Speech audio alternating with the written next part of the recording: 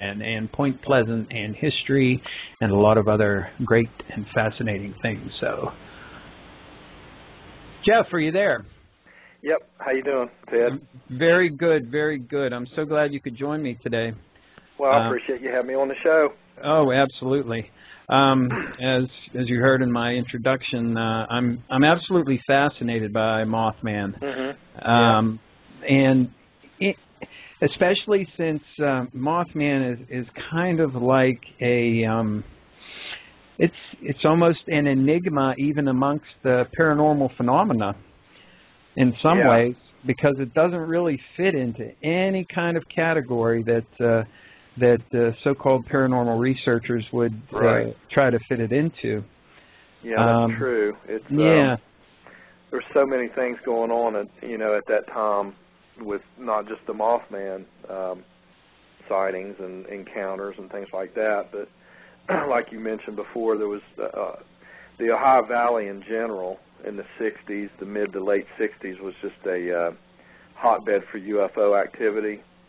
And then the Mothman stuff started happening. Then you had the Men in Black stuff started popping up. And then you had the Silver Bridge collapse, which all happened within a couple-year time frame. So, it was a compressed piece of history right there. There's a lot going on.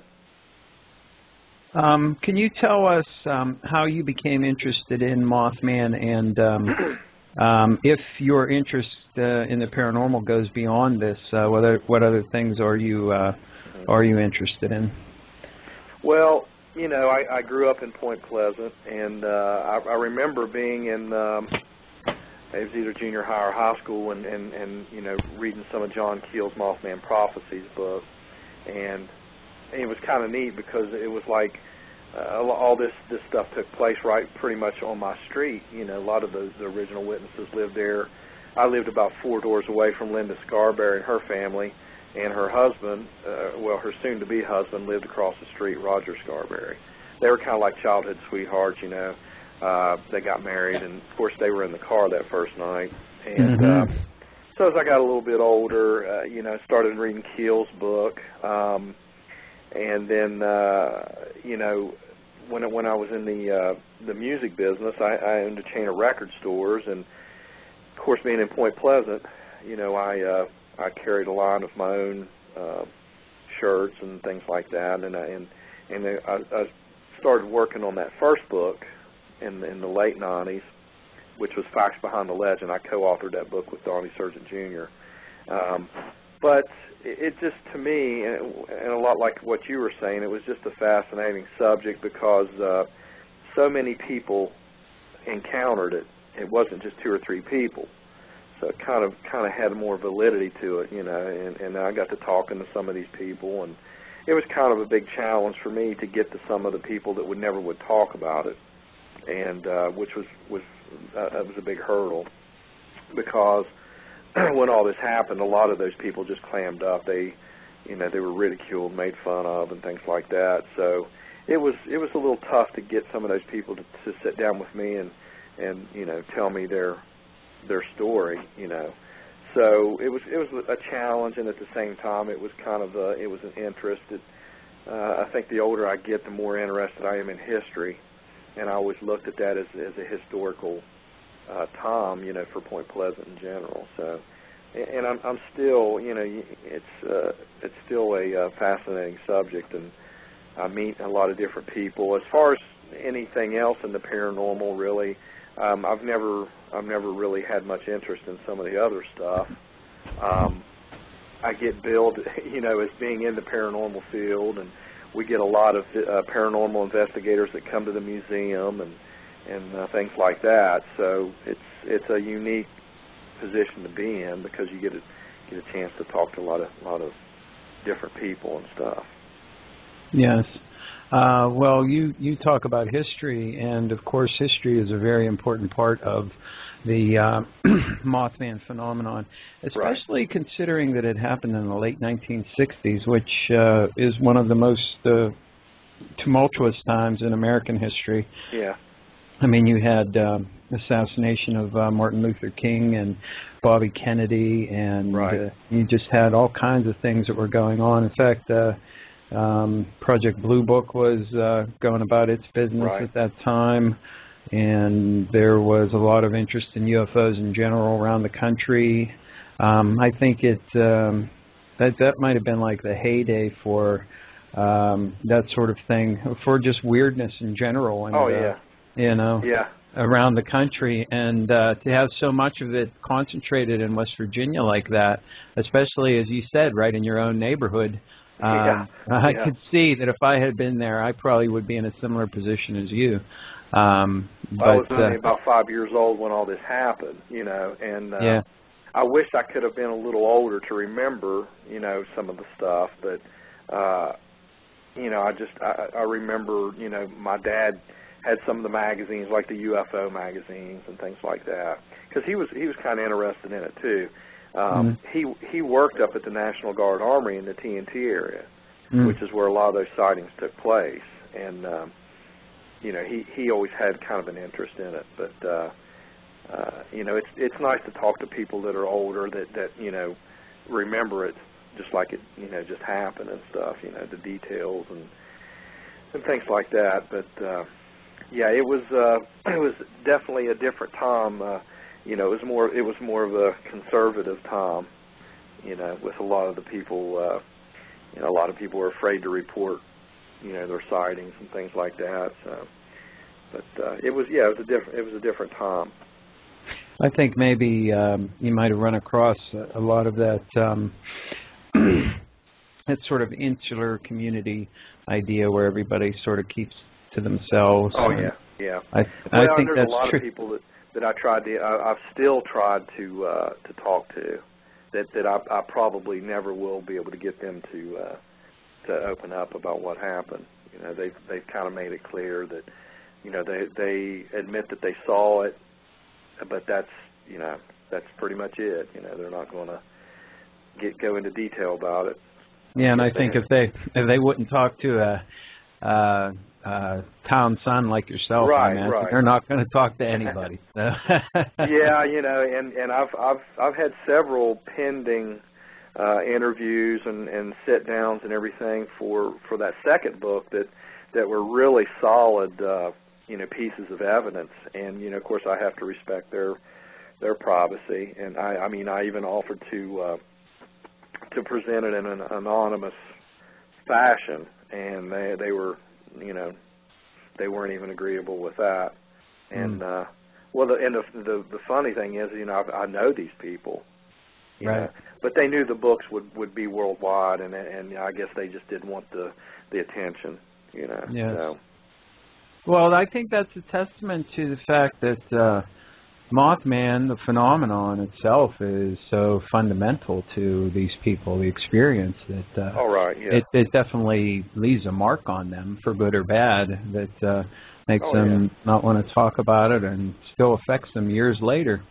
Most of the people that I've talked to, not all of them, and some of the people that I've interviewed totally thought that it was just a giant bird, that it was a huge bird that was indigenous to this area, but then the other ones that I talked to said it wasn't a bird, it was more than that, and they'll pretty much tell you what they saw, but there's different angles on it, it's that's what makes it interesting, Absolutely. Yeah, absolutely. Well, of course, one that a lot of people would be familiar with is the sandhill crane theory. Right. For what that was. Well, that sandhill crane theory just made a lot of those original witnesses just clam up even more, because they had went ahead and told about what they had encountered, and then to kind of calm the storm, so to speak, they called in some of it was a professor, I think, from West Virginia University, who came in and said, well, no, it was just nothing but a sandhill crane. And of course that offended a lot of those people that had went out of their way to put their reputation on the line and stuff, and made them look stupid. So would have offended me too. Yeah, if you somebody told me that. Yeah, and like I said, there's different theories and different approaches to what people were seeing, but and there again, I've talked to people, that said what they saw was just an enormous bird, but then again, I've talked to people who said it was, a man that had wings and red eyes and stuff. So, there's different takes on as to what it was. Yes. Well, let me take a moment here. I did mention the book, and you mentioned your other book that you co-wrote. I'm gonna mention them both again. The one that I have is Mothman Behind the Red Eyes by Jeff Walmsley, and that one was printed in 2005. Right. You can find the books on MothmanLives.com. You can also find Jeff Walmsley's books on Amazon.com as well. The second book that Jeff mentioned, he co-wrote with Donnie Sargent Jr., and that's called Mothman, The Facts Behind the Legend, and that's from 2001. Also, you can find that on Amazon.com as well. You can also check it MothmanLives.com, which also has other merchandise there as well.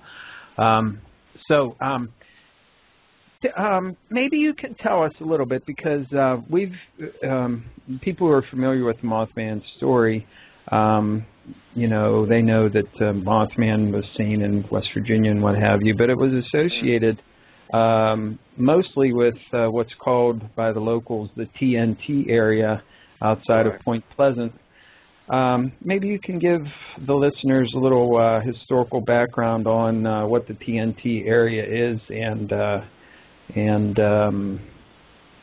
we can get a feel for the place and the area there. Okay.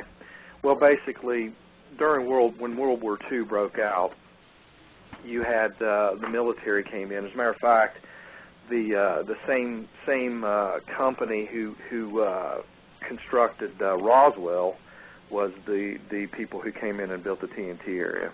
And the TNT area got its name from actually it's where they manufactured TNT for the war effort during World War II. And it's about 3,000 acres up there.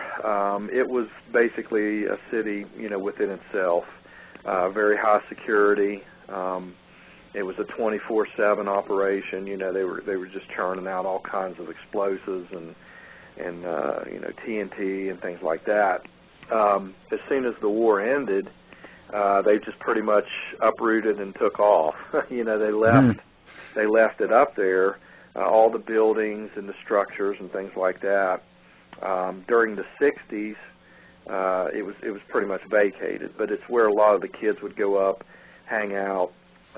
They were out of the city limits. It's about 5 or 6 miles outside of the city limits of Point Pleasant.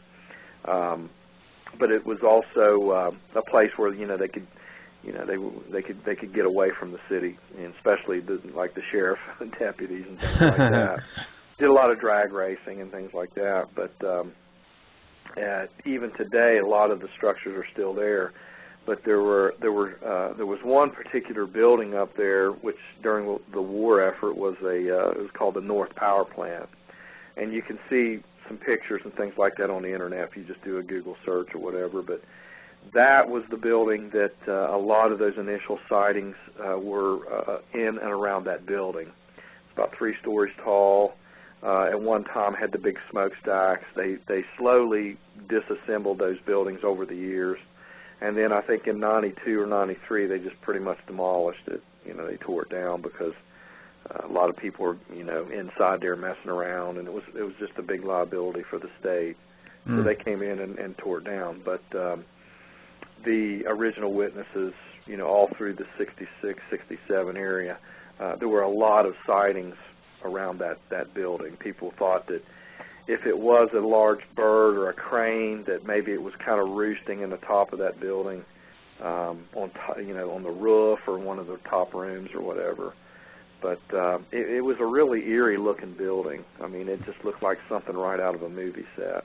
And I wish it was still there, so people could get an idea of, the feel and the overall size of it and stuff. But thanks to some of the people I went to high school with, they tore it down because they were up there hanging off the top floor by their ankles and painting their names on the top. And there were actually a couple people that jumped off of the top of the building and survived. Wow. And, that may have been due to,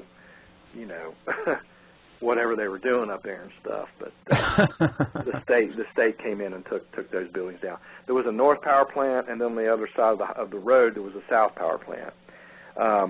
What happened in the long run was the explosives and all that kind of stuff contaminated the ground up there.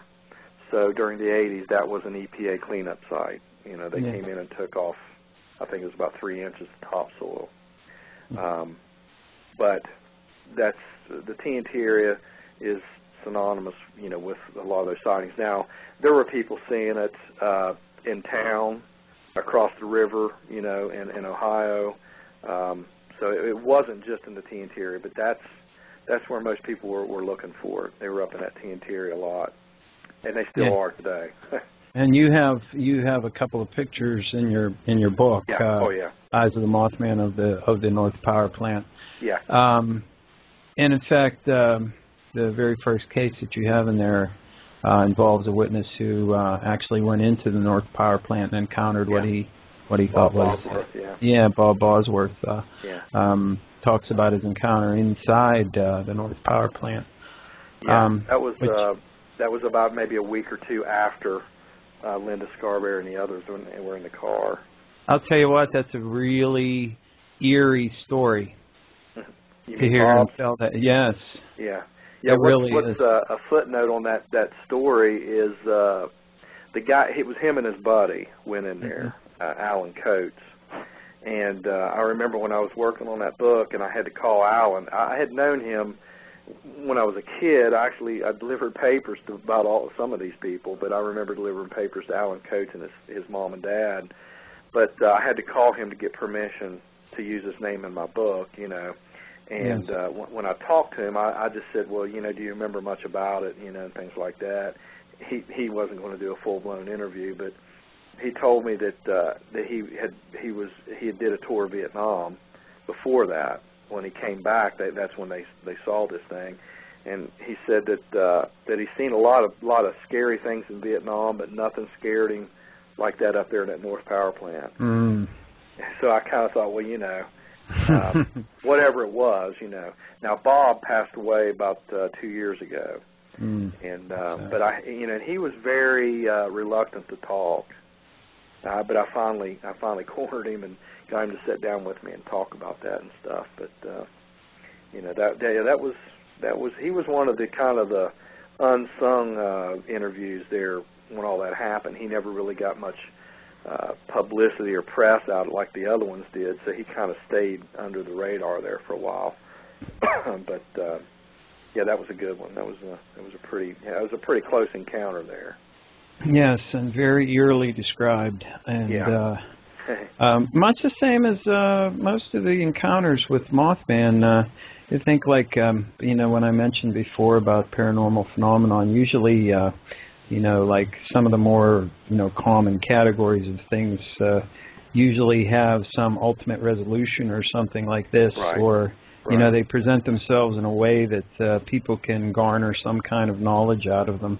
Exactly. And it's sort of like when people encounter Mothman, it's just sort of like it's there. That's it. Yeah, you're right. And most of those people weren't real thrilled about it either. Yeah, exactly. I mean, it left a tremendous mark on these people. Yeah. And which is to just the point amazing. where a lot of them just didn't want to talk about it. With Linda Scarberry. And as a matter of fact, now Linda just passed away about 2 weeks ago. I don't know if you knew that yet or not. Yes, as a matter of fact, I was going to bring that up. As you mentioned her earlier. And she was one of the key eyewitnesses because she's the only one out of the four in the car that night that really have sat down and did any interviews. The rest of them, they just, I don't think it'll ever happen. As far as getting a good solid sit down with them, but And she told me on several occasions. I stayed in touch with her. She lived in Point Pleasant, still lived there, and she just told me, point blank. She said, I wish I'd never ever saw that thing. She said, I wish somebody else would have saw it, which they did. Other people did see it, but right. She just wasn't jumping up and down with joy about seeing this thing. And most of the people I've talked to, were they just couldn't really rationalize what it was. If they could have said, well, I know exactly what it was, but they just were puzzled for years, right, as to how to explain really what it was or anything. Did anybody ever relate to you? Any of the witnesses ever relate to you? Any other weird phenomenon that they ever experienced, like after their sighting? Yeah. Well, can you give us some particular examples there for our listeners? Linda, after all that happened, everything was really, just always, kind of, I guess, paranoid would be the word. She said that she just always felt a presence. They lived in a mobile home at the time, so the TV would start messing up, and she'd hear squeaking and squawking noises, footsteps or footprints on the top of the roof. Some of the other witnesses, mentioned the same thing. One lady in particular, Marcella Bennett, she's in the book too, and she passed away about 3 years ago. Lived in a 2-story house. She would never sleep upstairs. She always slept downstairs, and she wouldn't drive at night. She stopped driving after dark altogether. So, and then of course, the Men in Black stuff, which that started happening to some of them. Strange phone calls. Even John Keel, told me about some of the strange calls and camera film missing, all kinds of stuff like that. That would happen. That happened after all this was going on. So yeah. And then there was a few witnesses that were just like Tom Urey, for example. It's in the book. He told me, he said, what I saw was a bird. Chased him in his car. Caused him to run off the road and things like that,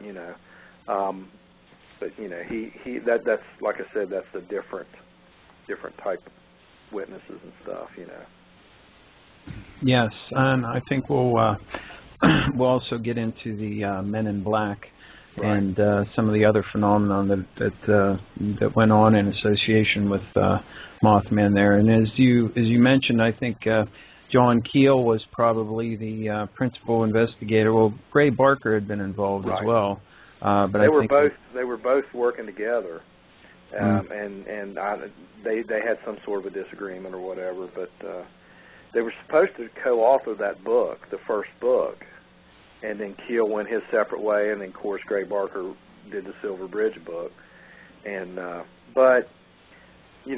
Just by knowing Keel and how eccentric he was, and I could see where they wouldn't get along. Keel was, pretty opinionated and stuff. So he never went into details as to what really happened or anything. But I think they just felt that they should kind of go their separate ways and do their own thing. Well, kind of in just anecdotally, like from my own experience, I've found that paranormal researchers don't often make good partners when it comes to investigation. Yeah. It's almost like musicians. Yes. I mean, I've played music since I was 15, and once the egos and the music styles and all that, exactly. It's like it works for a little while, and then it gets to the point where it's like I need to do my own thing, and so, but yeah, you're right. It's I've always looked at that area there as almost like being a musician. It's kind of has its same qualities and stuff. Yeah, I think that's a really good analogy, actually. Yeah. You look at the history of certain bands, you can see members coming and going, and the egos coming in and changing things around. So. It's kind of rare, really, whenever you see paranormal researchers team up for anything in general. Yeah. You don't see it a whole lot. I mean, and I've tried to always stay out of that, any type of discontent or whatever you want to call it. Right. I really don't consider myself a paranormal researcher, because I've pretty much stuck to this one area and stuff. As far as ghosts and apparitions and things like that, we get a lot. Like I said, we get a lot of those people that come to Point Pleasant. They come to the festival, and that's fine, But I've never had any interest in being billed as a paranormal expert. My books are all basically a lot of interviews and archives and stuff. Absolutely. And that way people can pick those up and look at them and decide whether they think it's a bunch of bull or if there's something to it. Same way at the museum. I mean, yes. We're not standing at the door when you come in and cramming, information down your throat as to what this thing was or whatever. And I think that's probably the best way to go, because I don't think anybody really has a good answer. No, I mean a definitive one anyway. Exactly. I mean there are good answers, but there's no way to know which one is the right one or not. So. Yeah, and I get asked that all the time too when I do interviews. What do you think it was? What is your opinion on it as what it was and stuff? And I'm just like in the crowd with everybody else on that, because it's it's kind of up in the air. I don't know. I just know that they saw something. I mean, I can guarantee you that they definitely run across something that was out of the ordinary.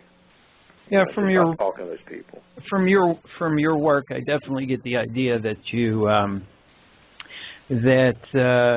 your primary job and focus is to bring forward information for historical purposes.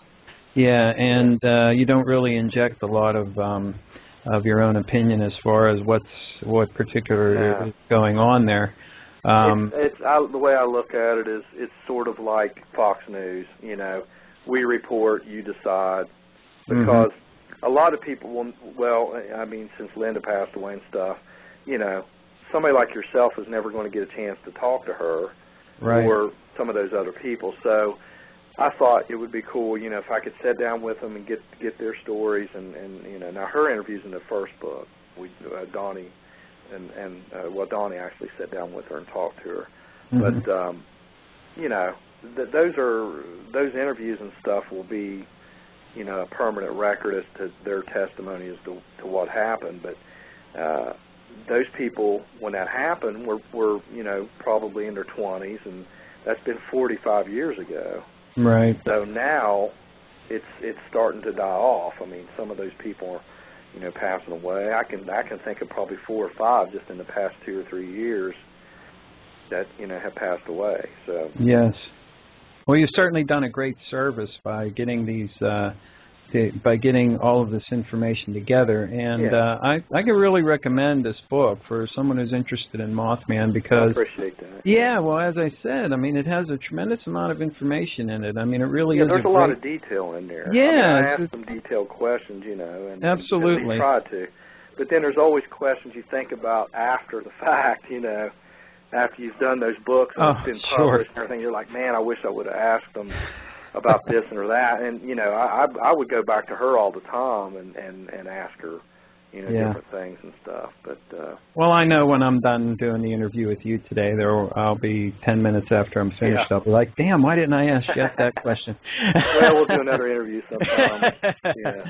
Well, someone in the chat room wants you to tell us about the festival. Now, I am going to bust my leg if I have to get down there this year for the festival. You're in Pittsburgh, right? Yeah, I'm practically next door. So we get a lot of people in the museum from Pittsburgh. There was some people in there this past week.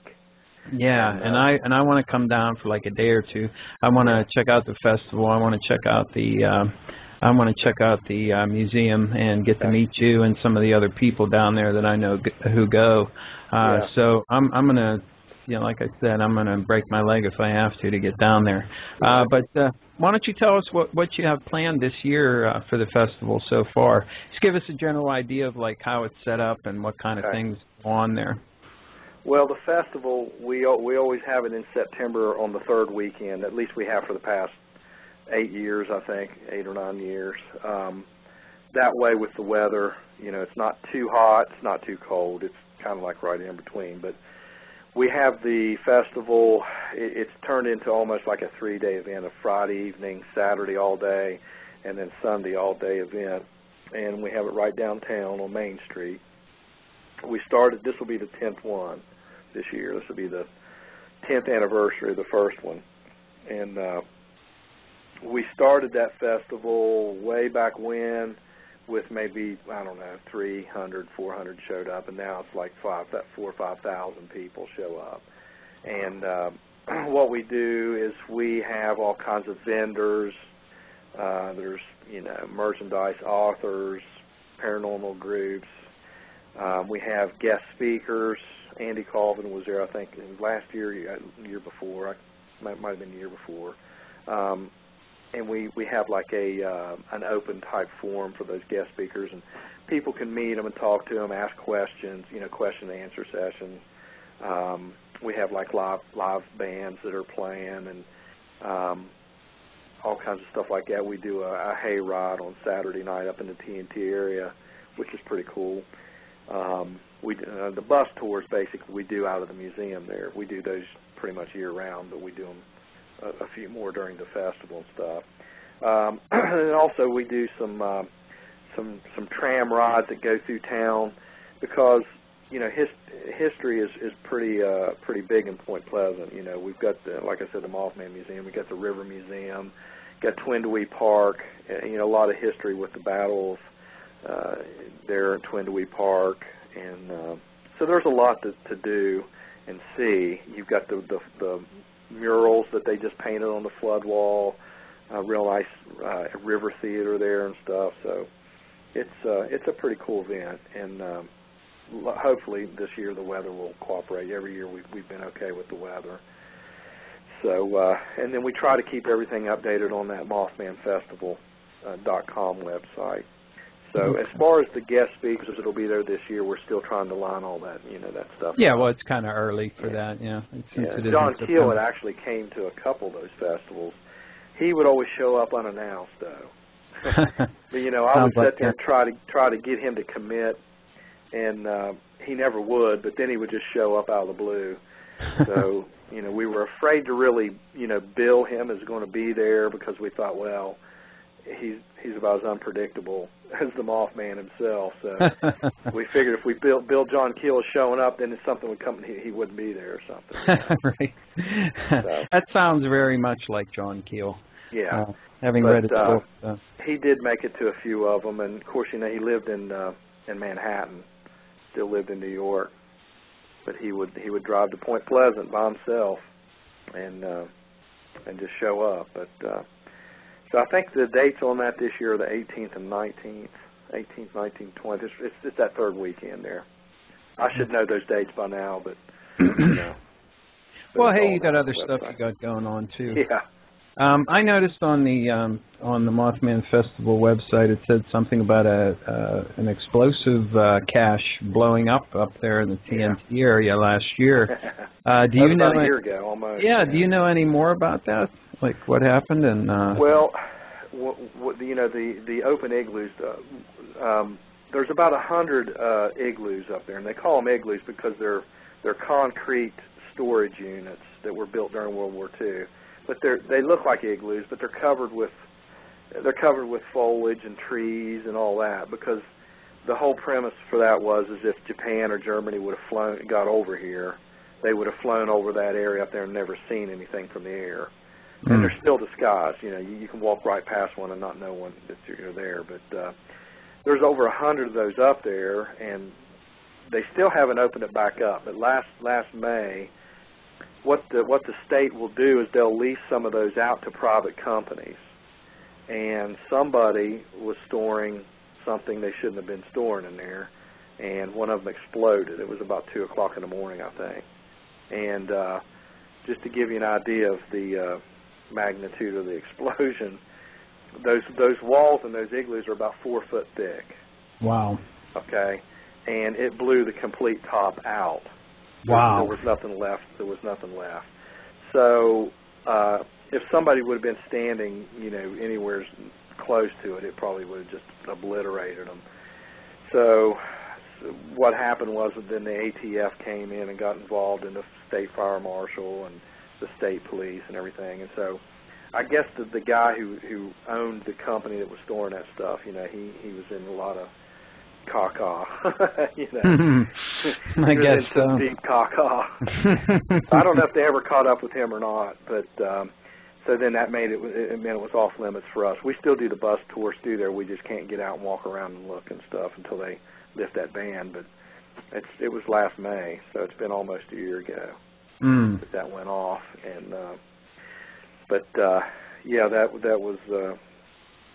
there's actually a local guy here that went up there and filmed that igloo. If you go on YouTube and if you type in, I was on there one night, TNT igloo explosion. He does a panoramic. He stands there with his video camera and walks around in a circle and shows the whole top of that, how it got blown out. Wow. But it's on YouTube because I've seen it on there, and I think the key words would be TNT area igloo explosion or something like that. Oh, excellent. As a matter of fact, the same guy, he went in the North Power Plant before they tore it down. This would have been probably in probably late 80s, early 90s, and walked through it, and it's on YouTube as well. Oh, great. That's good. What's that guy? What is his last name? He was younger than me in school, but I don't know. I mean, he went into there and shot all kinds of footage. It gives you an idea of how big that plant was. A lot of concrete catwalks and all kinds of stuff in there. And of course, they had big generators that ran in there during World War II. So there's all kinds of these empty pits, and you can see where all the machinery was. But Don, I can't think of his last name. I'll keep wanting to say Maynard. Don McDade, I think was his name. So that might help you find it too. But he was in the right place at the right time, Yes. all that footage and stuff. Yeah, that's great. Well, I'm definitely going to check that out on YouTube and see if I can find those videos. Yeah. And you also have the museum as well. Tell us how the museum's set up and what you got going on there. Well, let's see, the museum, can you hear that in the phone line, that cell phone signal? It must be one of my cell phones. Can you hear it? Like a little intermittent sort of staticky sound. Let me get on my other phone here real quick. Hold on a second. Okay, sure. Can you hear me okay? Yeah. Okay. That was a wireless phone that I was on before, and it seems like every time I'm talking, I start hearing that. I hope that's what it is. Maybe might be the Men in Black out here or something. Well, we're going to get to them in a minute. Yeah. As far as the museum goes, basically what happened with that was I had collected a lot of archives, from my books and stuff. And I had those record stores up until about 2003, 2004. Of course, the music industry just took a big nosedive with Napster and CD burning and all that stuff. So I had all those archives in those stores and everything. So I got out of the music business there. But there was a guy from Katanning, Pennsylvania, which is where they filmed the movie. I think it's maybe about an hour and a half from Pittsburgh. Yeah, I know where it is. Yeah, that's where they filmed the Mothman Prophecies. Yes. He would come to the festival every year and bring. This guy was just infatuated with the whole movie, the Mothman story, and he bought all these props from the movie set. He would get this. He was loaded anyway. He'd go down there and buy police uniforms that Laura Linney wore. The phones that Richard Gere used in the hotel scene, all that stuff. So he would come down to the festival every year and set up his display and stuff, and people really got a kick out of looking at all of it. It got to the point in later years where there was a couple years where he couldn't come, and he kind of just faded out of it a little bit and stuff. So he just called me up one day out of the blue and said, "Look, this is a big tax write-off for me, and it will help you. So he donated all of it. Oh, wow. Isn't that great? Yeah, we're talking a lot of money, and he just called me. He said, my accountant will do this as a tax write-off for me. It'll be a donation to you and who else helps me. And that's where that idea for the museum came up. But John Keel had always told me that a museum, well, he liked the idea of the festival too. Mm-hmm. But the museum idea went over pretty good with him too. So I kind of bounce ideas off of him from time to time and see what he thought. But so that's how that started. We've been there about 6 years, and we started off with some basic stuff, but I just constantly picking things up and some rare movie props and a lot of the archives and newspaper clippings and all kinds of stuff like that. So, mm-hmm. Is there an admission charge for the museum? Yeah, it's like we've kept it the same. We've never raised it or anything. It's $3 for adults and $1 for kids and under 12, I think, and that basically helps us with pay the electric and pay to have somebody in there and things like that. I have a gift shop in there, with my merchandise and books mm-hmm. and stuff like that. So. What a great deal! That's a real. Yeah, it's you still get people complain about $3. I can't imagine. Yeah, I know, and I'm thinking, what is the deal? I mean, but and then a lot of people just walk in and just kind of look around and kind of are clueless and then walk out, But it's got a quirky feel to it. I mean, it's unique. I mean, it's not like you're walking in the Smithsonian or anything, but mm-hmm. We kind of build it, and we still do as a museum/research center, where you can come in and sit down and just kind of go through some of the stuff, and we let people take pictures, and every now and then we'll end up on YouTube or something like that. But I had a film crew in there this past Wednesday. Well, it seems like there's one there every week. It was a bunch of college students from Long Island, New York, doing a college project, a video on documentary on Mothman. Oh, nice. And the week before that was the Discovery Channel from Canada. They came in and filmed some interviews and stuff like that. It's for William Shatner's show called Weird or What. Oh, I didn't know he had a new show. Is that a new show? Actually, I think it's been out for a while, but it plays in Canada a lot. Then maybe that's why I didn't hear about it. Yeah. There again, you go on YouTube and type in William Shatner Weird or What, and it's got some of the episodes. I'll make a note of that. Of course, he didn't show up. He wasn't with them. He basically just narrates it. Just sort of a kind of a show where he talks a little bit about the phenomenon and stuff like that. So, but. Yeah, somebody emailed me the other day and said he's worth over $1 billion now with a B. William Shatner. Yeah. Well, and then somebody else made the comment and said the reason is because he owns most of the stock in Priceline.com. That's interesting. The website. So. Yeah. Why wouldn't live long and prosper? Yeah. He made a good career out of emoting. Yeah. That's for sure. Oh, yeah. Yeah. And even in later years, coming to mock himself, which was kind of funny. I told Jeremy, the guy that works in the museum for me, it would have been funny if he would have came in there and we could have mocked him, and kind of talked like he did on Star Trek. Damn it, man! I need more. Yeah. He'd probably just look at you and say, "Security, get down in my face." You imagine how many times he runs into that on a daily basis, That's probably why he doesn't go up in public too much.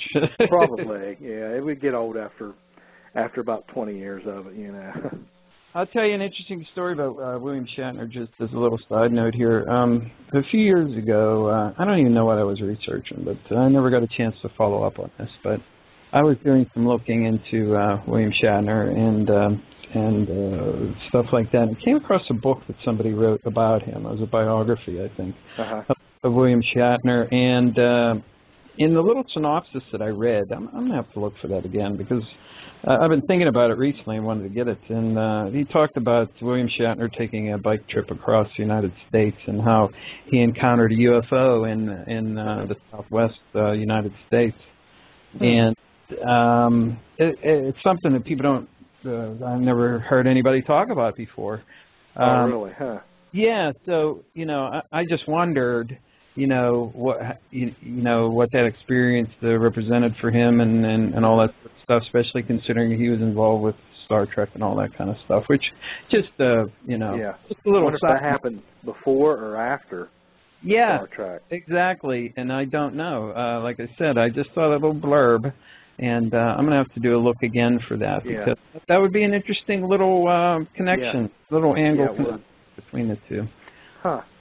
Yeah, so that's something for people to check out if they want to. Yeah. But we'll get back onto the subject now instead of talking about, damn it, Snotty, I need more engine power. Yeah. So let's talk a little bit about some of the other witnesses. One of the other witnesses that I thought was a really fascinating one that you have encountered, that you have in Behind the Red Eyes, is Marcella Bennett. Yeah. Maybe you could tell us about that encounter, because I think that's really creepy and scary. Yeah, come pretty close to it. I'd say out of all the people I talked to, what had happened on that is, it's kind of strange. Her maiden name is Walmsley, and really? A lot of people, her maiden name is Walmsley because it talks about, if you look at the newspaper clippings and stuff, she went up there with her brother Raymond Walmsley and Raymond's wife. So a lot of people always look at that and they say, "Oh, you related to some of the witnesses and stuff," but there's two sets of Walmsleys here, in Point Pleasant. So I'm not related to her. If I am, it'd be very distantly. And then also there was a Walmsley that was killed on the bridge when the bridge fell, Marvin Walmsley, and that was totally another, So I always get asked that a lot, like, oh, that's how you got the inside scoop. You're related to him, but that's not the case. But anyways, what happened with Marcella is her sister Virginia lived. Her and her husband and kids lived up in the TNT area near where all this stuff took place. So Linda and the other three were in the car that first night, November 15th.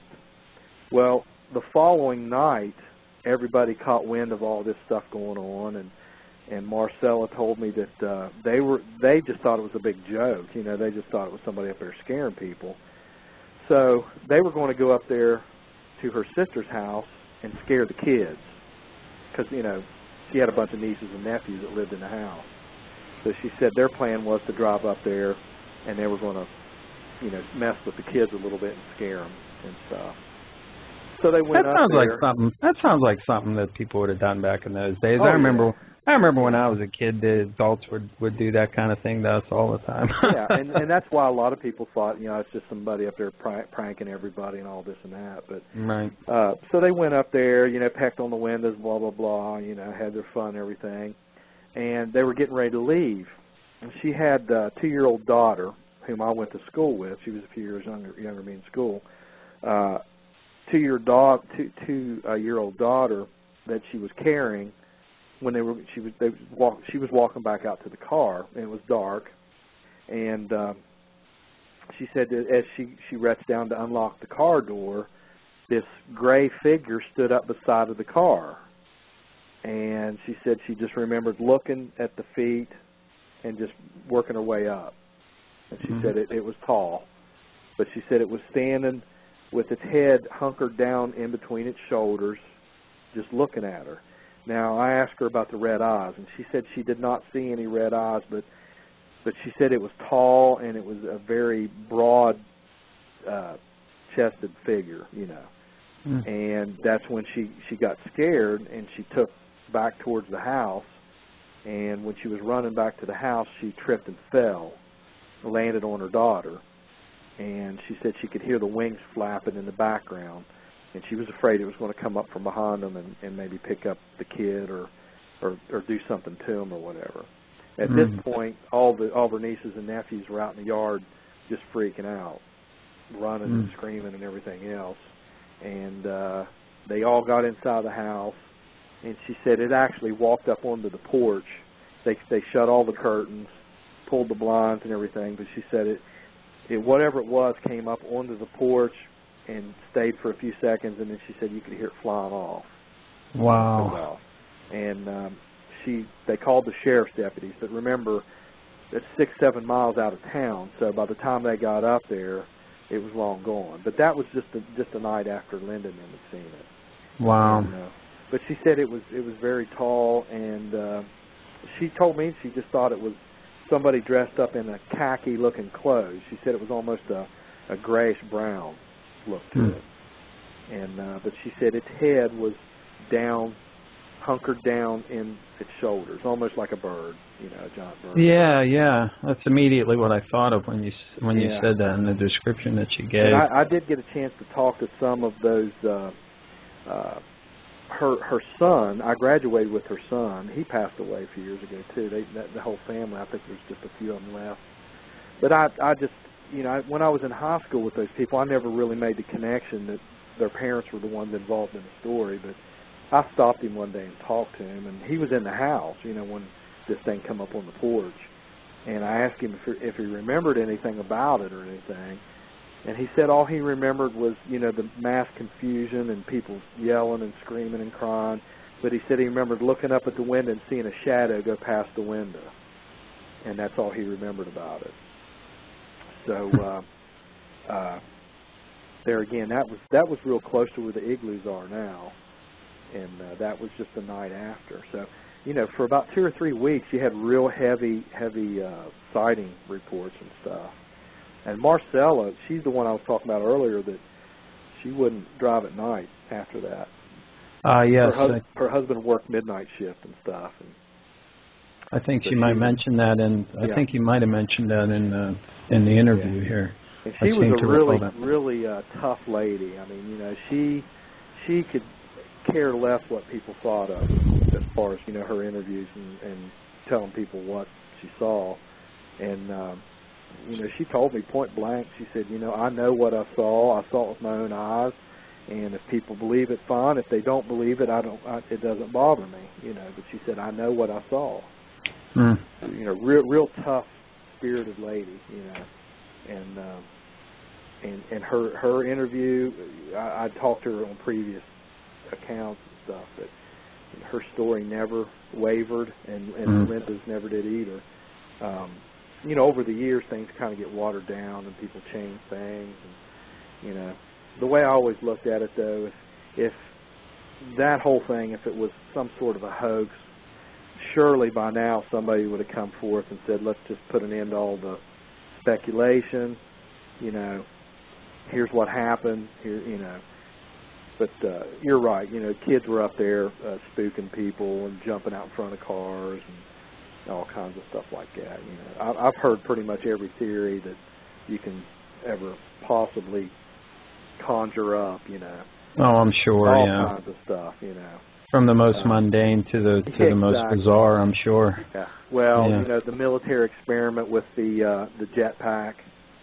Oh, the James Bond movie with the guy flying around with the jetpack on. And when you think about it, this was during Vietnam. Mm-hmm. They're experimenting with all kinds of stuff. They got a guy with a jetpack on and goggles flying around and, flying over a car, up to 90 miles an hour coming down Route 62. Of course, doesn't explain the wings, but... No, it doesn't. It's certainly an interesting idea. I think they did, somebody else postulated that for another very famous sighting. I'm trying to remember the name of it right now, but the name escapes me, but perhaps it'll come to me at some point. But, interesting. And of course, John Keel had his particular theory about the paranormal events that were going on there, and Mothman in particular, which involved what he termed ultra-terrestrials or beings that live like UFOs and stuff. He was into that too. Absolutely. But yeah, it was the UFO stuff was just a daily occurrence. Everybody would just see the UFOs. It probably got to the point where people just really didn't pay much attention to them. There was a guy named Dave Payton who was a columnist for the Herald-Dispatch, which is in Huntington, West Virginia. And he came to the festival one year because he was here investigating all that stuff too, but he would write the columns for the paper. And he with the UFO sightings, he told us that he devised a system to keep track of when and where and what for all these statistics for the UFOs, and he said he just gave up because there was so many of them. He said he just lost count. There was just so many reports and stuff. And, but that was going on at the same time. Right there where I lived on 30th Street, there's an interview in there with Dolly Grady in that book. She was my neighbor, and she talks about driving into her driveway and seeing a silver saucer flying right over their house in broad daylight. And that was just a few doors down from our house. But she said it just followed her in her car, and then when she pulled in, it just went right over their house. And she said it was just plain as day. Mm.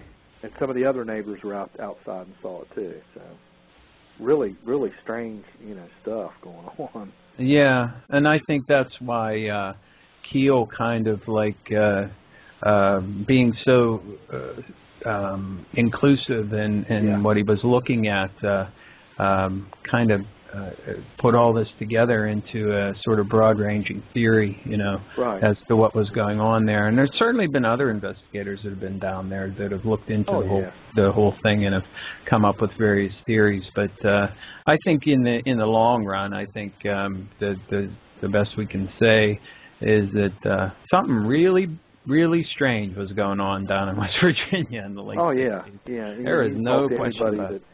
That lived there at the time, or that still live in Point, and they will talk about that. People were kind of on edge. They didn't know. Well, the grade schools, the elementary schools during this Mothman flap or whatever you want to call it, they wouldn't let the kids out during recess there for a while because they thought if it was a giant bird, that it would come down and pick a kid up, fly off with them and stuff. So. Yeah, we actually had stories. Some people would call them urban legends up here in Pennsylvania back in the 1980s about giant birds. And so there's one story about a kid who was picked up by a giant bird and actually carried for a short distance. And a lot of speculation. In Texas too, didn't it? Yeah, back I believe in '76 or whatever. Yeah, there were a couple of other places. Yeah, and I think Texas was one of them. Yeah. Very, just anecdotally, anyway, just to throw that out there for you. And just an interesting little side note.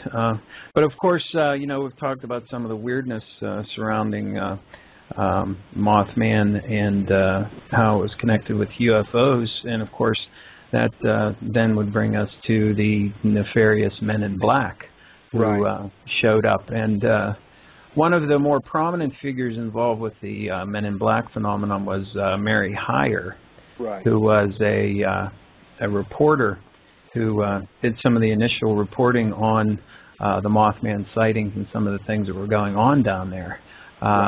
Maybe you can give us a little background on that and tell us how that all developed. Yeah, Mary Hyre was a reporter for the Athens Messenger, which is about an hour away from Point Pleasant, but they had an office in Point Pleasant. She was the lady that that had the weekly column called Where the Rivers Mingle or Where the Waters Mingle. Back then, you'd have Facebook or the website to get on and get all your information. So everybody trusted her, But she, when all this Mothman stuff started happening, she put it in her columns. And that's how a lot of people kept up with the latest and greatest, sighting reports and things like that. But what happened was when John Keel caught wind of all this, he came to Point Pleasant. He told me he was in Kentucky investigating a winged cat sighting, which, you know, he just kind of laughed about it. But he said that while he was there, he read over the wire about this gigantic bird creature in Point Pleasant. So he said, well, that's on my way back to New York. I'll stop there. But what happened was he ended up staying for months at a time. He stayed right there on 30th Street where I lived with Linda and her family. And they said, well, you know, you don't need to be staying in a hotel all the time. Why don't you stay with us? So he actually kind of took up residence there with them. Then he would go back to New York, and he told me that he couldn't get anything done. He would go back to New York and try to work on stuff, then they'd call and say, we saw it again, you need to come back. And so he was just back and forth all the time. But he kind of joined forces with Mary Hire and some of the other witnesses and stuff, and they kind of, you know, had these round table discussions and all this kind of stuff like that. But what started happening with some of those witnesses and Mary herself is they started, she had an office downtown in Point Pleasant. She started getting some visits by these men that were dressed in black suits, the black derby hats, the ties and sunglasses, things like that. And she kind of really didn't know who they were. They didn't really give her a lot of identification. Some people thought maybe they were from the military branch or CIA or FBI or something. But she said their behavior was real peculiar. She, in several interviews and things like that, she talked about you know, how they would come into her office and she noticed that when she looked at them that none of them would blink their eyes. They would just sort of a cold stare. And their stance was, you know, you're just causing a lot of panic by putting this stuff in the newspapers. Why don't you just kind of keep quiet about it for now? She would look out her window at night, see him sitting in a black car across the road, and even Linda and some of the other ones and stuff, you know, we're talking about these people following. You know, they'd look in the rearview mirror in traffic and see a car behind them with you know, a couple guys in it. You know, they really stood out, especially in a small conservative town, you know, like Point Pleasant. Absolutely. My mother even had talked about seeing some of these men in black, which kind of caught me off guard because this was after my 2 books had came out, you know, and my mother had came into the museum one day, and as you walk up the ramp in the museum, we have a mannequin standing at the entrance dressed like a man in black. And, you know, a little plaque that tells a little bit about who they were and what people thought they were and things like that. But she came in the museum one day and she said, what's this supposed to be? And I said, well, there's men in black, blah, blah, blah, you know. And she goes, oh, I remember them. And I'm like, what are you talking about, you know?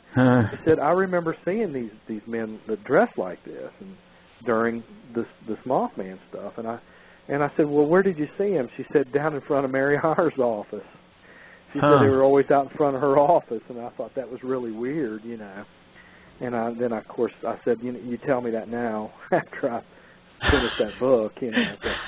But, so they did stand out. People did, you know, remember them, you know, being in town and stuff. It's a real tricky area to get people to talk about it. One person in particular that kind of convinced me that this stuff was real was actually Mary Hire's niece, who still lives in the area. And I had known her for years and didn't realize that she was her niece. You know, I knew who the lady was, and Mary practically raised her. You know, she would stay with her Aunt Mary a lot when she was younger, when all this was going on. So I emailed her one day. I got her email address from somebody, and I just sent her an email. It was just a real simple yes or no question. And she knew who I was, you know, from the festivals and the books and all that. And I just said, you know, I'd like to know if this Men in Black stuff really happened. And she emailed right back, and she said it happened. And she said my aunt was very concerned. I think that was her exact words. Now, see, Mary died just about 4 years later after all this, you know, of a heart attack. And she was pretty young. She was like 54 years old. She didn't have any kids. Her husband died before she did, so the communication line just kind of broke right there. She had the niece that I talked to, and she had another niece who was an infamous Mothman witness. Her name was Connie Carpenter, and she saw it in broad daylight about 10 miles away from Point Pleasant, up near Mason, West Virginia. She's never granted an interview. I've tried to get to her, and she won't talk about it. So I know a guy who was at her house. She was about 18 years old when she saw it. It was in broad daylight, and when she came back to her house, a buddy of mine's brother-in-law was at her house staying all night with this girl's brother, and they were just young at the time. And he said she came in and was just, they thought something had happened. They thought somebody got hurt real bad or killed or whatever, because he said she was just hysterical. So they couldn't calm her down or anything, and he said it scared him, because he said she was just out of control. Wow. So that's a first-hand account right there of how upset and scared some of these people were. Absolutely. Some of them probably more scared by these men in black than they were about encounters with right. Mothman or some of the other things. And the story goes on with her. I don't know if you've ever seen the documentary, Search for Mothman. That was one of the first ones that came out. Sony Pictures financed it. It was sort of a sister project to the movie. And they had, John Keel was on there. But they had Connie Carpenter's boyfriend at the time. He still lives in this area. And they interviewed him, and he talked about the same thing. But what had happened one day is she was going to the mailbox at her house. He said she just clammed up. She wouldn't come out of the house and stayed in her room all the time. Well, one day she went down to get some mail out of the mailbox or whatever, and a black sedan pulled up, and a man got out and tried to pull her into the car, and he said they ripped her sleeve off of her blouse, just tore the whole sleeve off of her blouse.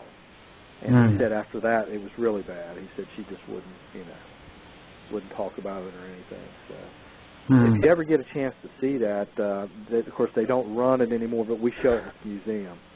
It sounds familiar. Really that story sounds familiar, but I don't know if I'm gonna have to look that up because I don't actually have a copy of it. So I think one of the best ones because it has Marcella Bennett, it has John Keel. I mean, all those people. Some of those key witnesses. Now Linda's not on there, but it's a good one. And you had mentioned Eyes of the Mothman, too, the one that Matt Pulowski did. Right. Yeah, and that's the newest one that just came out, yes.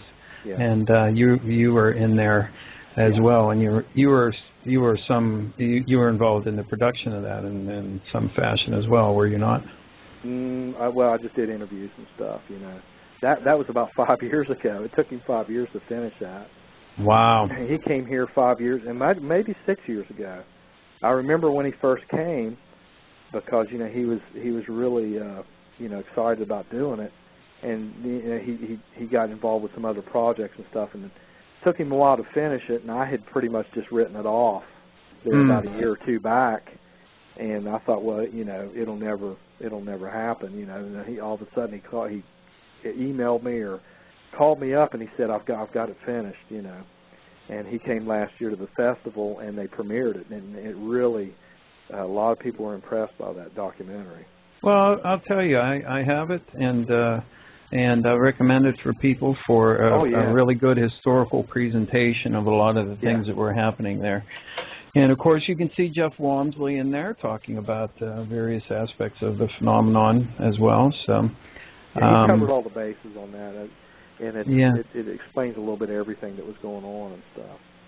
Yeah, and so I can recommend that as well. That's called Eyes of the Mothman, and you can find out more about that at eyesofthemothman.com. And it's a good documentary. It is with a lot of information in there. And speaking about the documentary, since you brought it up. One of the things that they go into a lot is the Chief Cornstalk curse. Right. During the first part of the documentary itself. Yeah. Maybe you can tell the listeners a little bit about that.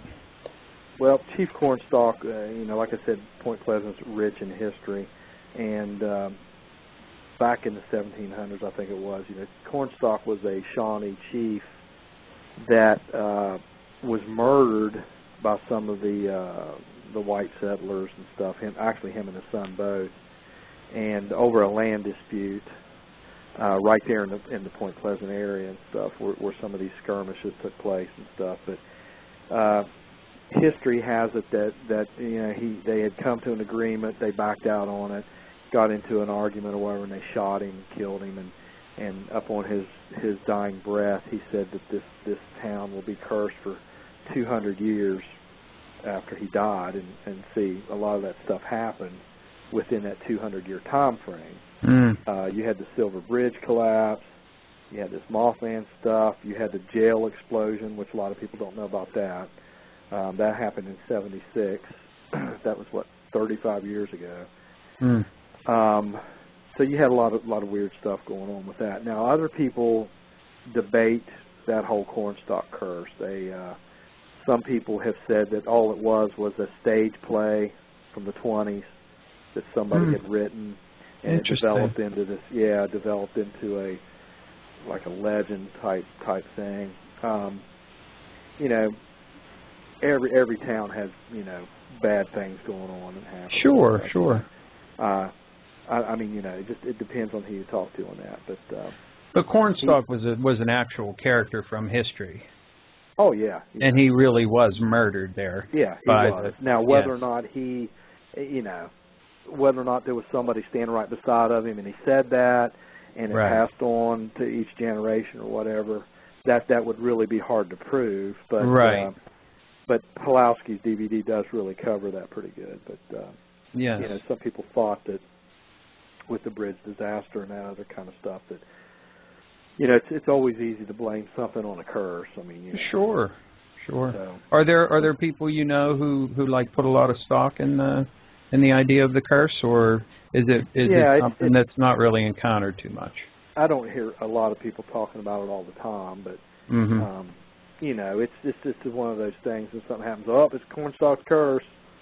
So it's kind of like a catchphrase type of thing, Yeah, I mean, it's with some of the locals, and even with Mothman. I mean, there's some of the locals that just say, So they'll say, that's that Mothman again, or something like that. Tongue in cheek and stuff. Very interesting. Something happens, and they'll say, the Mothman did it, or something, stuff like that. Yeah. It's good. I mean, it's entered popular culture. So yeah, it has. It's become a worldwide phenomenon, and that skeptics are fun. I mean, we had just last week there when Discovery Channel was there, Joe Nichols came in the museum. Oh boy, here we go. Yeah. He came in and now we did Monster Quest there last year and filmed some stuff. I did an interview with them, but I never, there again, I never met up with those guys. They probably come to me and think, oh, here's that guy who wrote them books and stuff. But he was in the museum last week, but I wasn't in there. Jeremy talked to him some, and of course the Monster Quest deal. He tried to debunk all the sightings as just hallucinations and people just kind of blowing things out of proportion and stuff like that. But there again, I'm not interested in standing around debating stuff for hours at a time on that, But there's been some. I've met a few interesting people and stuff. But I'm sure, yeah. Well, for people who don't know, Joseph Nichol is a world-famous debunker. He classifies himself as a skeptic, but in fact what he does is goes around and tries his damnedest to prove that anything that is not provable by science is simply impossible and the result of people's weird imaginations, hallucinations, and swamp gas. He's made a career out of that. Yeah, yes. He's very famous. Really? He shows up on the Discovery Channel and History Channel and all these shows to prove that everybody's crazy. Well, who was the guy years ago, the great Randy or something? What was that guy's name?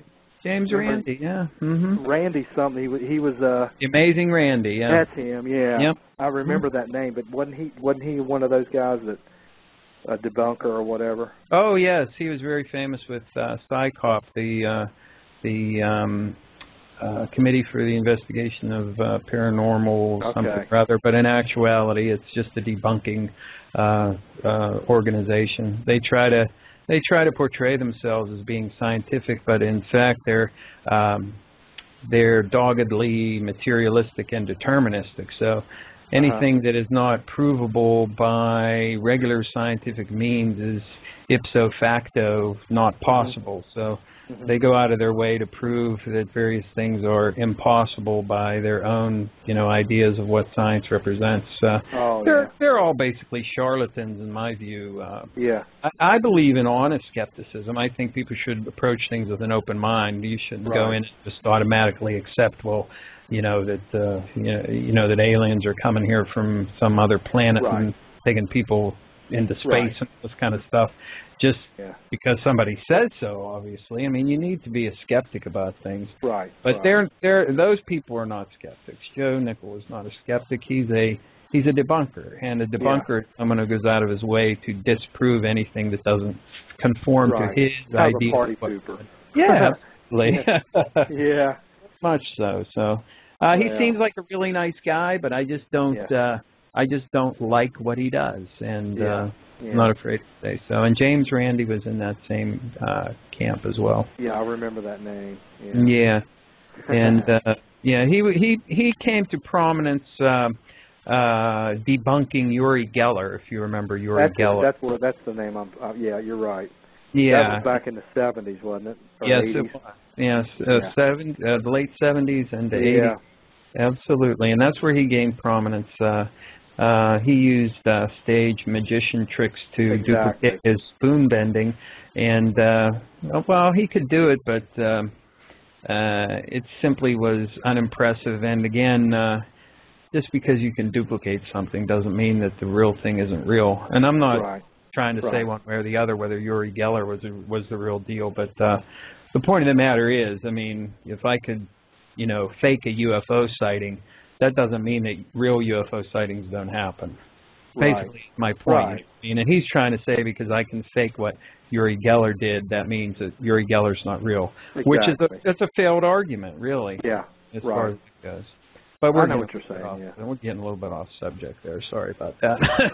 I could go on about supposed long time because they really get on my nerves, because they're so dogmatic about their approach. It's just crazy.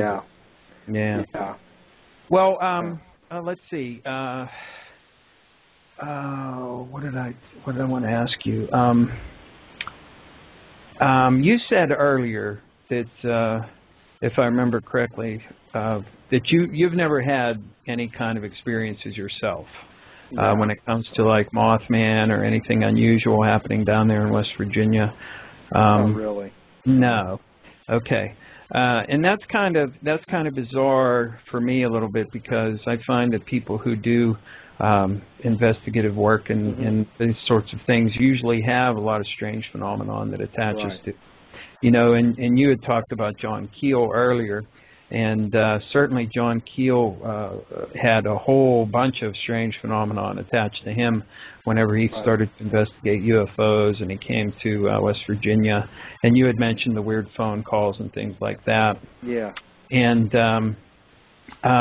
we had also talked earlier about the movie, The Mothman Prophecies, with Richard Gere, and I had mentioned in the introduction how they kind of confused the two characters of Intrude and Mothman. It's kind of fused them into one for the movie, and you can see shades of different characters in that movie.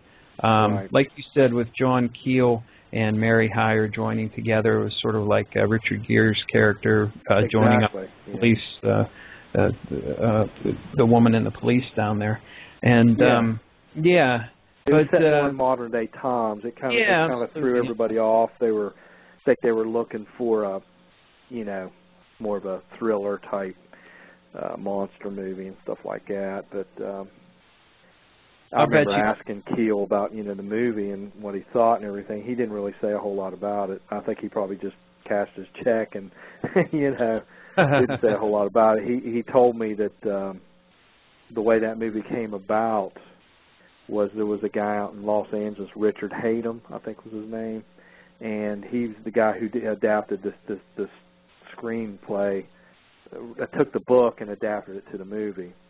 But I guess he suffered from insomnia. He was always up walking around looking in bookstores all night long, and he found that Mothman Prophecies book.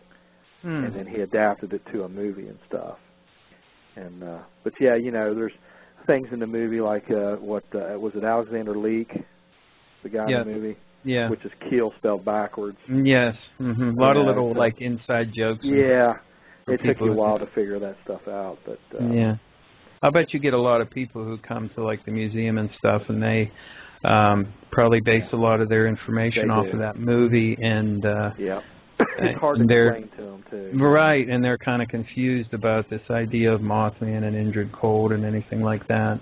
Have you ever had an opportunity to look into the whole Indrid Cold business with Woody Derenberger? Well, I talked to Keel about that a little bit. You know, he told me about, you know, he'd went and interviewed him and talked to him and stuff. You know, but that happened only just an hour from here. That was in Parkersburg, right? Yeah, Parkersburg, Mineral Wells. Matter of fact, we were up that way there last week, and right there on Route 77. I don't know exactly where all that happened, but you know, because Keel's, you know, there's a couple chapters in his book that dealt with all that and everything. There was so much going on. You know, he was you know, looking into that and Mothman stuff, the other UFO stuff, and everything. But you know, people do see that movie and they think, you know, they'll walk in the museum and you know, want to know about, you know, did anybody ever die or get killed or anything like that in the movie. You know, there was, you know, the one guy about the tree and all that kind of stuff. Right. He whenever they started filming that movie, I had my record store at the time. He come walking in the store. He was on his way to film and up there in Katanning. He just comes walking in the store one day, and Donnie, the guy that I wrote that first book with, you know, he knew him. He knew who he was from Armageddon, the movie Armageddon, and what was the football movie? Remember the Titans? Remember he was the coach. Yes. And he just comes walking in there, and he looks just like he does in the movies. And Donnie's like, "That's Will Patton." And I was like, "Who's Will Patton?" He's like, and he heard us. And he turned around. And he's like, "Hey, what's up?" You know. He said, "I'm on my way to." You know, he goes, "I wanted to stop in the town where it really happened, and look around." And you know, we talked to him for a while, and Donnie even drove him up to the TNT area and showed him around up there and stuff. No, isn't he was that real cool? nice. Yeah, he was real nice. You know. Well, he seemed like a genuine kind of guy. I mean, you can't really really lot in person like he is. The characters, he's real soft spoken.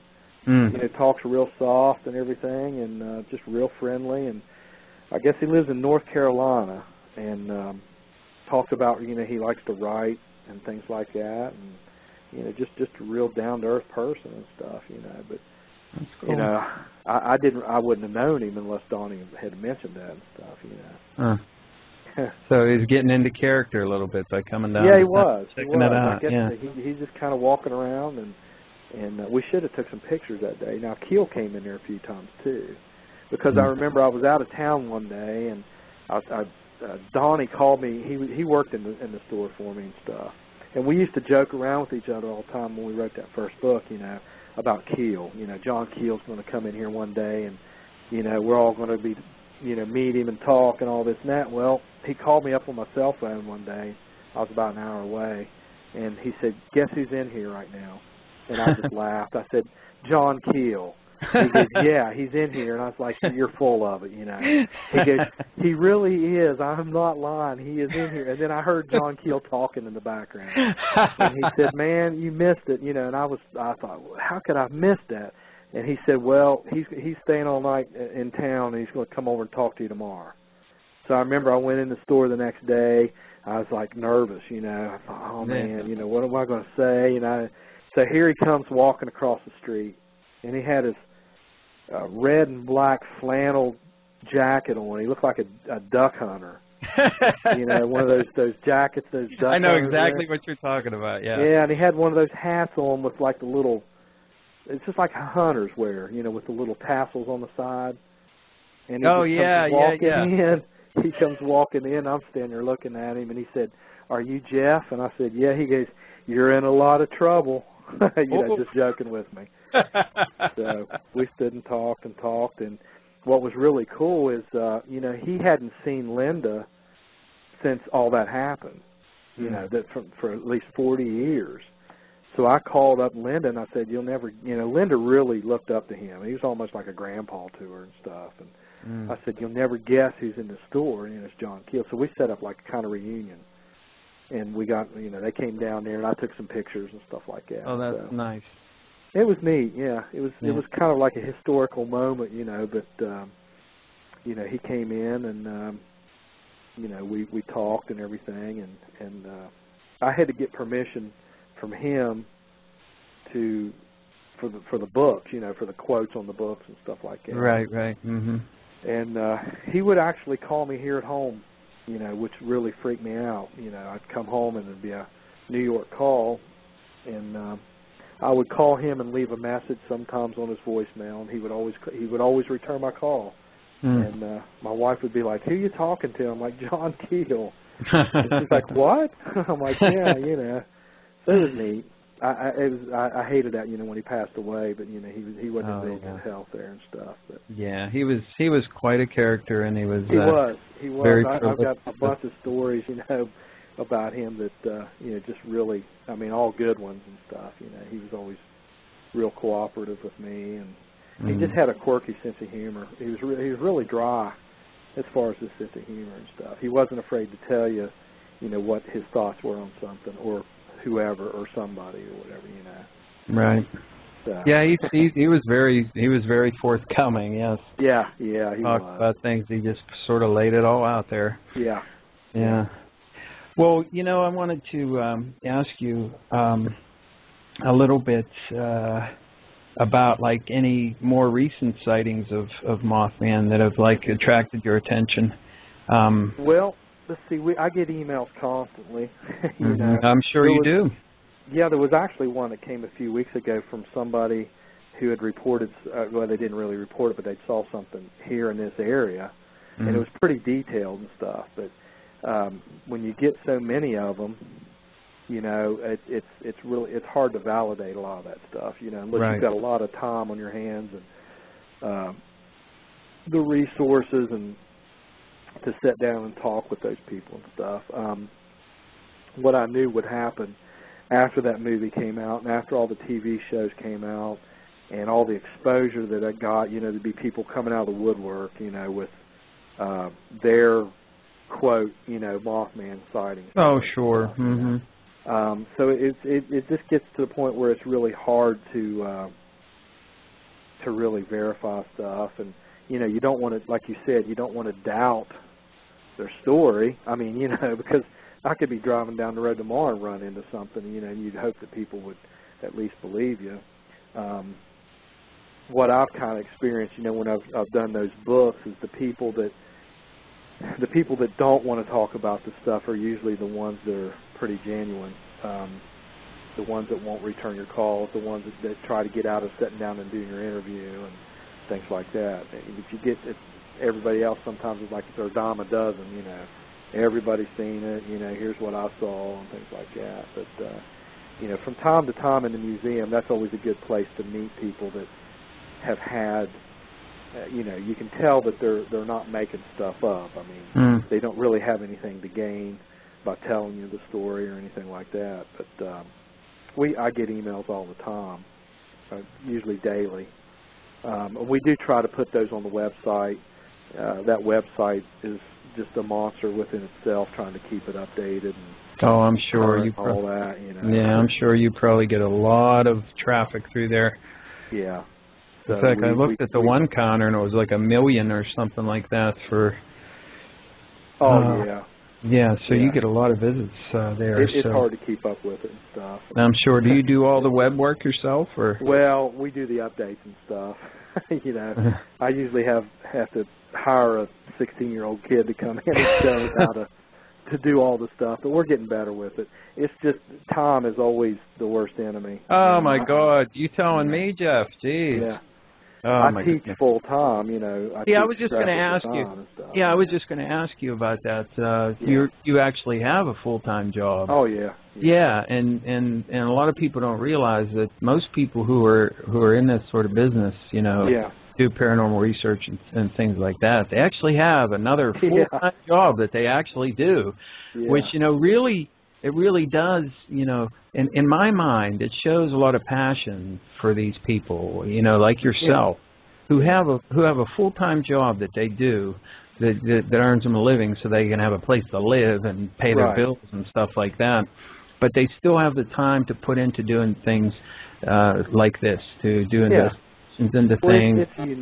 It's a unique position. I mean, I always, thought when I had those record stores, I thought, nothing can really beat this. I mean, you come as you go and as you want, and get all the latest CDs and all those promo CDs they send you for free, and all this. Get to meet rock stars and stuff like that. And I thought this is really cool. But there again, the music industry took a nosedive, but I ended up going back into I have a background in art and design and music and all that. So the graphic design deal is, of course, you have to put up with 9th and 12th through 12th graders sometimes. But, that has its moments. But and then the museum and all that is just sort of like, it's almost like being in a record store again, because you still have that uniqueness to it and everything. And it's kind of neat. There's everybody that walks through the door there's different. I mean, we've met so many different people, and we get people to come back on a regular basis. I mean, they come in, every month or two they'll drive back and come in, and some of the film crews that's been in there, Japanese film crews, Australian film crews, Italian film crews. I mean, it's really been kind of neat. Do you know of any other projects that are going on besides the Discovery one that you were telling us about earlier? Well, that's the latest one. There again, I get a bunch of emails, from different places. I knew the Monster Quest one would be a big one. That was last year. We did that. Now the Discovery Channel deal, when they came in, I really didn't talk to them. That show it's a 30-minute show, and they feature 3 different subject areas. So it's probably only going to be 8 minutes of about the Mothman. You know what I'm saying? Because they're going to have commercial breaks and all that. Yeah. But they had Joe Nickel. I know they talked to him. They talked to Lauren Coleman. They brought him in they flew him clear down here from Maine, I guess is where he's at. And that Ken Gerard. Those guys are all cryptozoologists, though. So Lauren Coleman is very well known as a cryptozoologist. So he was on it, but they didn't talk to me, and that was fine. I mean, a lot of times, I'll sit down and do an interview with them and stuff. But that's fine. I mean, I do enough of it anyway. But as far as any major projects coming up, I'm sure there'll be more. I mean, they just keep coming, and of course there's a lot of independent ones, the college groups that come in, and I did one with I've lost track. There's been so many of them I've done, and I'll see myself on TV and I'll be like, I don't remember even doing that. It's weird. I was like, when did I do that? It's on YouTube or something. I'm like, I don't. It's like it's another person. Is that a doppelganger or talking, to them? And it's like, I don't even remember talking to them about that or answering those questions and stuff. Wow. So, it's weird. Yeah, it is weird. Maybe you'd like to, if you could, maybe you could tell us, give us a couple of interesting anecdotes or stories that maybe you haven't talked about recently, or in other interviews that you've done with people, let's see. There's so many different ones. I've got an email from somebody over in the Middle East somewhere who claimed to have seen this thing, and he just kept badgering me and sending me emails and all this. And then, it got to where he was threatening me for not putting it on the website. Oh, jeez. He was like, so you don't want to know the truth, that's fine, blah, blah, blah. I had an email there a few weeks ago, a guy from Germany who was wanting to order one of my books, and I told him, we ship in the U.S., but it's more to ship it overseas. So, we'll try to get you a shipping rate. And he got impatient and emailed me back and said, keep your stupid book and all this and that. Oh, jeez. One of the stories I don't always tell, but when Keel came to town for one of the festivals one year, this kind of just shows his dry humor and stuff. But we were actually, it was the year that they had the big hurricane somewhere, and it was raining the entire week. So we didn't have the museum at that time, so we were having it inside of where the museum is now. The people that own the Low Hotel let us use a couple of the storefronts to have it inside. And a couple nights before, he arrived in town and was staying at the Low Hotel. But we were in there working and trying to get everything ready. But we had the TV monitor in there playing that Search for Mothman DVD that I was telling you about, which he's all over. He's on it and stuff. And there must have been about 10 or 12 people that were in there that had arrived early from out of town that just kind of were hanging out, while we were in there working and stuff. So they're all sitting there watching the DVD, and just like, they're just riveted to the screen, And he comes in, and they all knew him. He comes walking in and sits down and is watching it with them.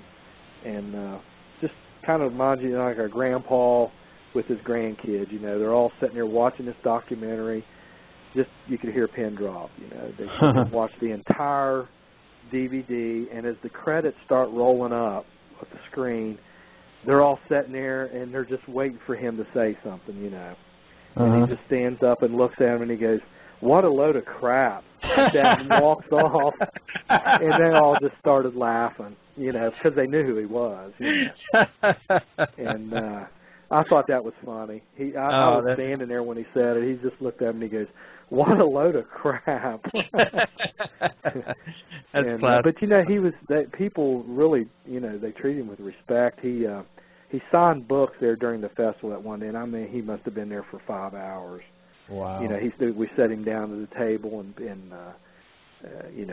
he signed books left and right and stuff. And he would sign this one person, I can't remember who it was. Their book was just all torn and tattered, and the guy probably had read it 100 times, page to page. And when John Keel signed it, I can't remember the guy's name. I think it was like Bill or something. And he come up to me and he goes, "Look, John Keel signed my book." And I'm like, "What are you writing?" It said, "Bill." It said, "Take better care of your books, John Keel."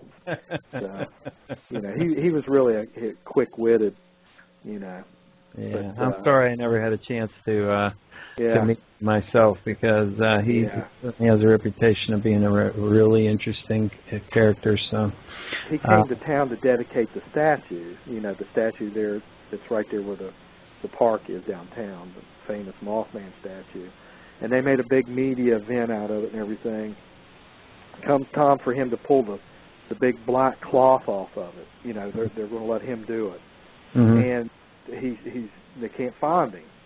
And he's about 3 doors down at the little diner there eating breakfast, So they're like, they said, "Jeff, you need to go down there and tell him they're ready to have him unveil the statue." Because everybody's waiting. They got the film crews there and all the TV crews. So I walk in there, and he's sitting there at the little bar thing there with the stools, and he's eating. And I'm like, "Now what? How do I do this?" So I just walk up, and I'm like, "Mr. Keel, they're ready for you to unveil the statue." And he said, "You'll just have to tell them that I'm eating, and I'll be there when I finish my breakfast." And I'm like, "What?" He said, "You tell him that I'll be there when I finish." So I had to go back and said, "He'll be here in a minute." Finally, here he come walking around the corner and stuff. Quite fascinating. Yeah. Very interesting guy. Yeah. Yeah, I like that. So, well, we have about 15 minutes left here. And you had mentioned something in your email too about the guy that worked with Ellington. Yes. I caught wind of that. Of course, I thought it was a joke at first. Maybe it's not. I don't know. Well, this I mean, guy actually, well, I'll clue people in that are listening. I'm glad you brought that up, Jeff. I completely forgot about it, getting all wrapped up in the stories here. But there was a guy named Masler who was involved with the filming of Eyes of the Mothman. He was like an assistant camera operator. Yeah, I or remember like it. Yeah, it was something along those lines. But he was involved with in the production of Eyes of the Mothman, the documentary, and apparently this guy had been sought by the police for stalking Ivanka Trump, and it was Donald Trump's daughter, right? Yes. Okay. She's pretty good looking too. Yeah, his wife's Ivana, right? Right. Yeah. Okay. So there might be some confusion there about people, but the daughter. Yeah, it was his daughter, Donald Trump's daughter.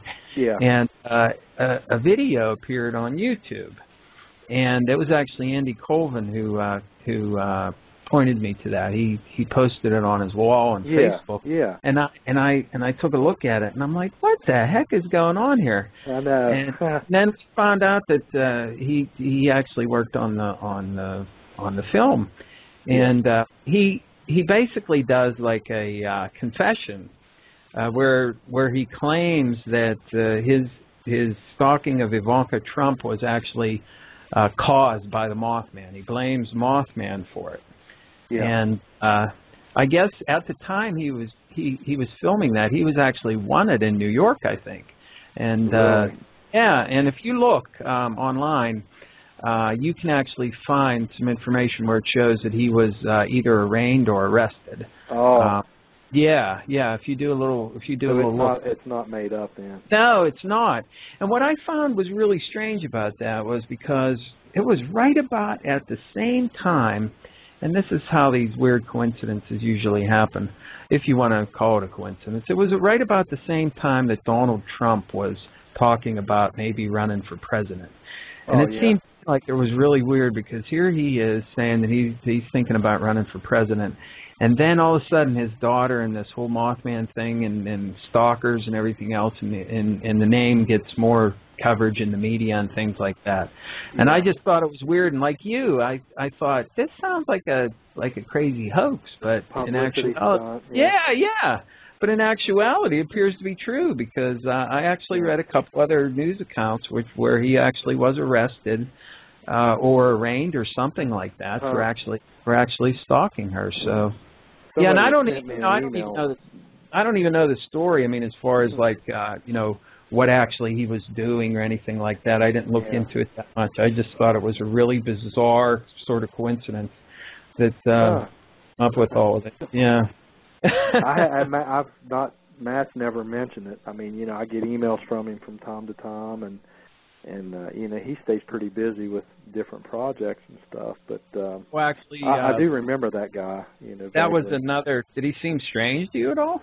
No, not really. I mean, I just remember, Matt, and he had a couple guys with the cameras and one with the sound, and if you actually go to Redline Cinemas, that's the company that produced the film. If you actually go to their website, on one of the links there from their main website, they actually have a press release style notice on there about that guy. Oh, do they? Yes, okay. They do. Yeah, in which they basically say we didn't have anything to do with this, and we're sorry for any whatever that it came as a result of it. So it does appear to be like a real thing, and it just seemed really odd to me. And I did want to ask you if you were aware of that or any of the information behind it, because it was just a really strange thing. Yeah, I did see some of the video and stuff, and there again, nothing really surprises me sometimes, but I haven't talked to Matt about it. I know, when the DVD came out and stuff, I talked to him about, where to get it and all that kind of stuff. I guess it's on Netflix, I think. Oh, I wouldn't be surprised. Yeah, I didn't check myself. I actually bought a copy off of Tanya Dernberger, who was distributed. Okay. Well, I had her on my show a couple weeks back, where she was talking about Indrid Cold, Right. and Right. her father. Yeah. So I bought a copy of the DVD off for her because she had it for sale. So yeah, it was, and I had a chance to look at it. And it's very well done. It's very well done. Good job on it. Yeah, it's very high production quality, and that's not all that common for documentaries of this type to find high production quality and right. You know, he's fairly young too. I mean, to know he all is. that stuff. You yeah. know?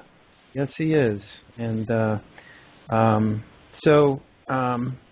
You know, in the final minutes that we have left here, I want to tell everybody once again, for information on Mothman, please check out Jeff's websites to find out information about the Mothman Museum, the Mothman Festival, and other information on Mothman from the three websites, mothmanlives.com, and mothmanfestival.com and mothmanmuseum.com. And I think all three of those are interlinked as well, are they not, Jeff? Yeah. And on mothmanlives.com, there is a place where, as I said before, you can click on, in a little menu there, it says sightings, so you can read some sighting reports that people have reported to Jeff through the website. You can find out about Point Pleasant, some of the history there. You can find out some information about Mothman and the museum. And there's also a place where you can buy books and merchandise. And as I said, Jeff's books are also available on Amazon.com if you prefer to go through that route. And again, Jeff is featured in Eyes of the Mothman, which is the most recent documentary that was done on Mothman. And you can find information about that at eyesofthemothman.com. Do you sell the DVD through your website? We have it at the museum. We just haven't got the link put on there yet, but we will. Yeah. Oh, okay. So in the future, if if you're looking to get the DVD at some point down the road, you might want to check through Mothman Lives or through one of the other websites there of Jeff's, and you should be able to pick up a copy of that documentary through there as well. And I'm sure out of them when we first got them in, so I had to reorder more of them today. Oh, very good, very good. Yeah. Well, it's always good. It's always good. So hopefully in the future you'll continue to get more and more interest in the festival and in the museum and your work. And I want to ask you just briefly in the last couple minutes here. Do you think that with all of the renewed attention that Mothman has been given by the various documentaries and all the stuff that people have done about it, do you think that at some point in time we'll have an answer for what Mothman is? Or do you think this is something that's going to remain an enigma? I think it will remain an enigma. I mean, you do? It's been 45 years, and, I don't think anybody's going to be breaking out and coming out and saying, because there's so many different theories and different witness accounts and things. It'll be tough. I mean, unless something pops up, somewhere else or, over in another country or something like that, then again, you don't know if that's the same thing that people were encountering here in the 60s or 70s or whatever, Right. I don't think it's really limited to just the 60s, but that's when most of the stuff was going on, got most of the attention. But I think it'd be a tough one to crack, as far as really pinpointing exactly what it was. I think that's part of the beauty of it, though, because it just keeps people's curiosity. It keeps them looking for answers and stuff. Yes. It would be kind of boring, I think, if somebody solved it. Yeah, actually, that you put it that way, I think it would. Yeah. Be. Even if it was even if it was a really weird answer, it still would be mundane, to have it solved. Just to say, what those people saw was not the norm. I mean, when I talked to those people, I knew that they were describing something that really had them puzzled, still does. Mm-hmm. A lot of them they just kind of given up and trying to figure out what it was and stuff. But it scared them. I mean, it really shook them up. Yes. And if you read, and like I said, I have a copy of Mothman Behind the Red Eyes.